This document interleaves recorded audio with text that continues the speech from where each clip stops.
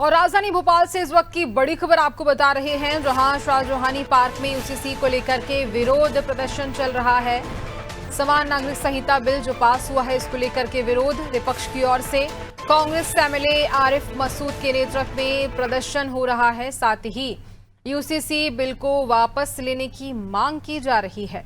प्रदर्शन से कांग्रेस नेता नदारद भी नजर आए, लेकिन बड़े स्तर पर जो यूसीसी बिल पास हुआ है, इसको लेकर के प्रदर्शन किया जा रहा है, नारेबाजी की जा रही है। इसी पर ज्यादा जानकारी लेंगे, ब्यूरो हेड ब्रजेश टोक से हमारे साथ जुड़ रहे हैं। ब्रजेश जी, लंबे समय से यूसीसी को लेकर के विरोध किया जा रहा था। पहले ड्राफ्ट जब तैयार होता है, उसके बाद कल भी कार्यवाही के बीच, सदन की कार्यवाही के बीच काफी हंगामे देखने को मिले, और वहीं आज जब यूसीसी का बिल पास हुआ है तो अब प्रदर्शन किया जा रहा है विपक्ष की ओर से।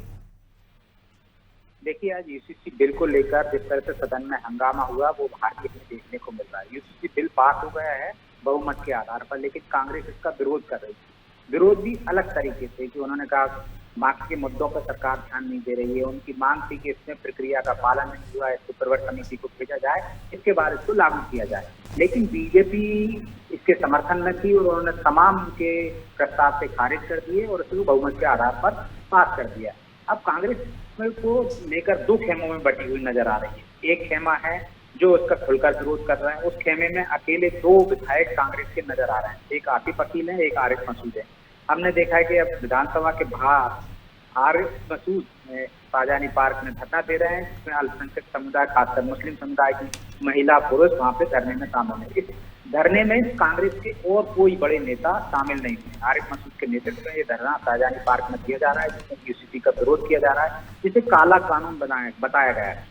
इस काले कानून बताने वाले में जो बैकग्राउंड लगा हुआ, पोस्टर लगा हुआ धरने के पीछे, उसमें हमने देखा है खड़गे जी का तस्वीर नजर आ रही है। उसमें प्रियंका गांधी की, सोनिया गांधी की, दिग्विजय सिंह की, विवेक तनखा की और जीतू पटवारी, उमंग सिंगार, तमाम कांग्रेस के नेता हैं। लेकिन कांग्रेस ने क्या इस धरने से दूरी बना रखी है? कांग्रेस खुलकर क्यों विरोध नहीं कर रही? इसके पीछे राजनीति समझ में आती है, उनकी रणनीति समझ में आती है। एक खेमा उनका विरोध कर रहा है ताकि मुस्लिम वोट बैंक को ये संदेश दिया जा सके कि हम इस कानून के खिलाफ में हैं। दूसरा खेमा इसमें खुलकर विरोध नहीं कर रहा है, वो बहुसंख्यक समाज को संदेश देना चाहता कि हम यूसीसी का विरोध कर रहे हैं, लेकिन उसकी प्रक्रिया का जो पालन नहीं हुआ उसका विरोध कर रहे हैं। सभी धर्मों के लोगों से बातचीत नहीं की, उसका विरोध कर रहे हैं। हम यूसीसी का वैसा विरोध नहीं कर रहे कि इससे लागू नहीं होना चाहिए, लेकिन इसको लागू करें तो उससे सभी लोगों की राय लेकर, सबकी बात सुनकर इसके बाद लागू होना चाहिए। तो कांग्रेस इसको दो तरीके से ले रही है, वो विरोध भी कर रही है और विरोध नहीं भी कर रही है। मतलब खुलकर वैसा विरोध नहीं कर रही जो उनके दो विधायक कर रहे हैं। क्योंकि आतिफ अकील ने कल ही विधानसभा में कहा था कि इस कानून को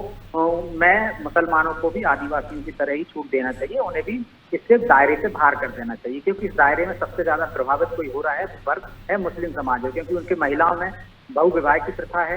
वहां पे महिलाओं को पैतृक संपत्ति में बराबर का हिस्सेदारी नहीं मिलती है, जो सबसे बड़ा कारण है। इसकी वजह से समाज विरोध कर रहा है और बीजेपी आरोप लगा रही है कि कांग्रेस तुष्टीकरण की राजनीति करती है। जब इस तरह का मामला राजीव गांधी की सरकार में आया था, तब सुप्रीम कोर्ट ने 3 तलाक को अवैध घोषित किया था और इस कानून को, जो सुप्रीम कोर्ट के फैसले को राजीव गांधी की सरकार ने लोकसभा में पलट दिया था। तो ये तुष्टीकरण की राजनीति, वोट बैंक साधने का मामला है। इस वजह से कांग्रेस जानबूझकर इसका विरोध कर रही है। अब देखना इसमें ऐसा है कि जनता इसको कैसे लेती है, क्योंकि बीजेपी को इस कानून के पास होने से निश्चित तौर पर फायदा होगा।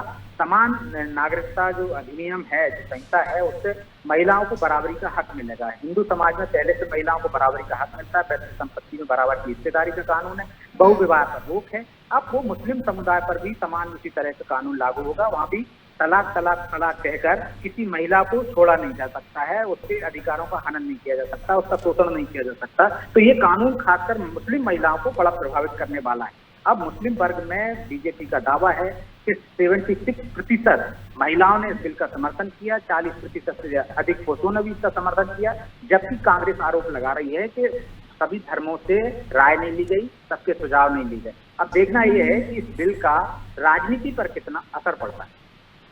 बिल्कुल, राजनीति पर असर तो पड़ेगा ही, और अब इसके साथ ये भी देखा जाएगा कि ये विरोध प्रदर्शन कब तक जारी रहेगा। खैर ब्रजेश जी, तमाम जानकारी के लिए बहुत धन्यवाद आपका।